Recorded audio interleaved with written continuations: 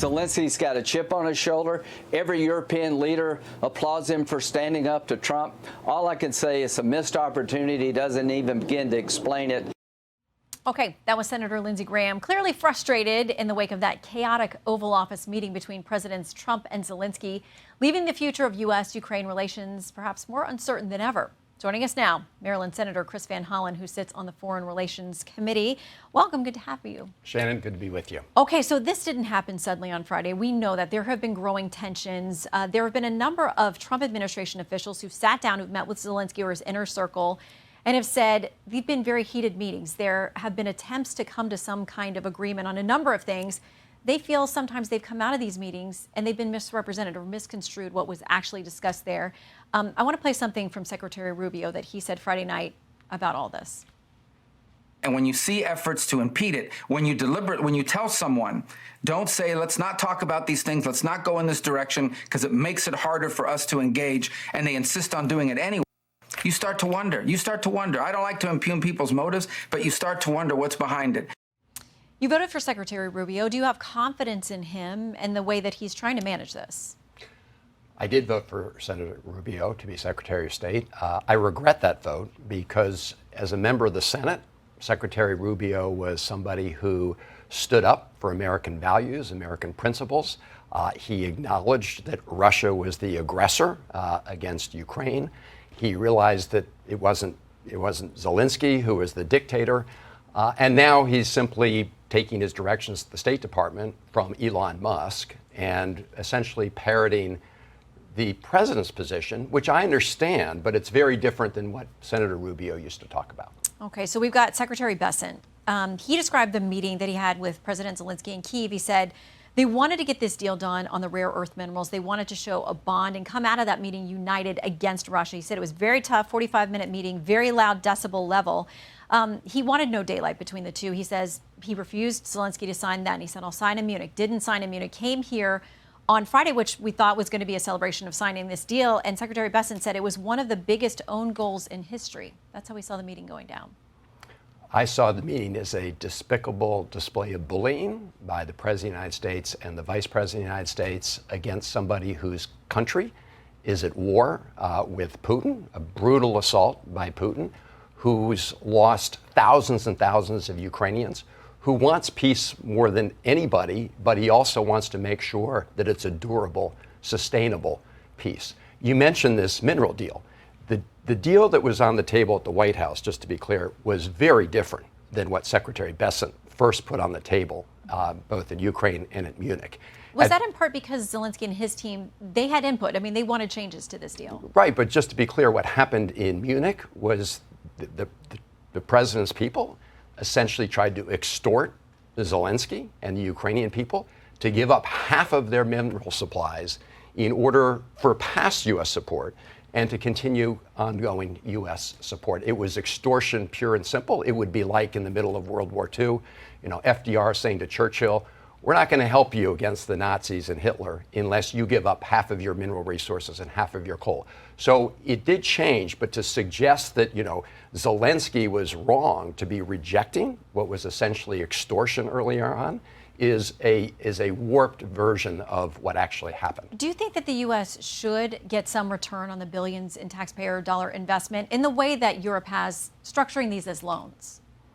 Well, Europe has provided a lot in grants. They've provided some in concessionary loans. I'm fine if the United States wants to include some of its support in the form of concessionary loans. I'm sure Zelenskyy would support that. I mean, it was Zelenskyy's idea originally to include some kind of deal on minerals to provide for reconstruction.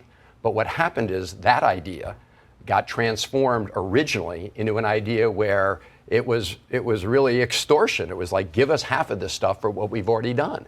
And then to see what happened at the White House, I will say, was embarrassing because, Zelenskyy has talked about the sacrifice of his people. He's also been grateful to the United States. Whenever I meet with him, and I met with him with others before his meeting at the White House, he always expresses gratitude. But, Donald Trump does not recognize sacrifice for this greater principle. After all, it was Donald Trump who said of American combat troops who died for our country that they were suckers and losers. Well, to that point, you know that there are 17 people who've been on the record who were in those meetings and on that trip who said those words were never said. So that's 17 people saying it didn't happen. It is a popular line to use. You can understand, though, maybe that this administration has got real levels of frustration with this and the way that things have gone down. It's not just them. You were part of this meeting, you said, bipartisan senators meeting with Mr. Zelenskyy before he went to the White House. Lindsey Graham was also one of them. He seemed super frustrated after this meeting that the way he had talked with Mr. Zelenskyy about how to approach Mr. Trump had not maybe gone in one ear and out the other. Here is a bit of his reaction. I've busted my try to help Ukraine to make sure we help them win a war that would, get this war over in a way that we don't have further aggression and Donald Trump's the man to do it. I told him this morning, I told him, don't take the bait. Don't let the media or anybody else get you into an argument with President Trump. What he's doing today is resetting the relationship. You should be grateful.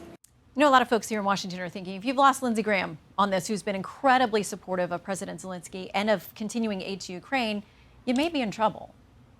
First, Shannon, I would just say it was General Kelly, a Marine Corps general, who made that statement about what Trump had said about U.S. service people. I choose to believe General Kelly. Look, Senator Graham has been a big supporter of the Ukrainian people. This was clearly an example where he decided to preserve his relationship with President Trump. Do you think he was not genuinely frustrated? I mean, you were part of that meeting that morning, and it sounded like he was trying to prep him for success. I was part of that meeting. And in that meeting, we saw President Zelenskyy again express gratitude to the American people. And he was sitting through this meeting, President Zelenskyy, for a long time and faced a barrage of misrepresentations, misstatements. I actually thought he handled himself very well under the circumstances. I don't think we should expect foreign leaders to have to come into the Oval Office and play dear leader like the president's cabinet officials and others may be doing. I don't think that that is what we should expect of them. He had to listen to a litany of lies and misinformation, and I thought he did it with incredible calm. And then, of course, you saw the president, the vice president, just turn on him and bully him. And that spectacle, as you played earlier today, is being warmly received and embraced by our adversaries, by Putin and the Russians. And you can be sure President Xi is keeping one eye on what's happening out of Ukraine as he keeps another eye on Taiwan. This was a total disaster for those of us who believe in American foreign policy where we respect our allies and our friends and we stand up for democracy and freedom around the world. It is definitely a change in tone from the last administration, and we'll see how it plays out as we hope that these conversations come back to the table. Senator, always good to see you. Thank you for coming in. Good to be with you. Appreciate your time.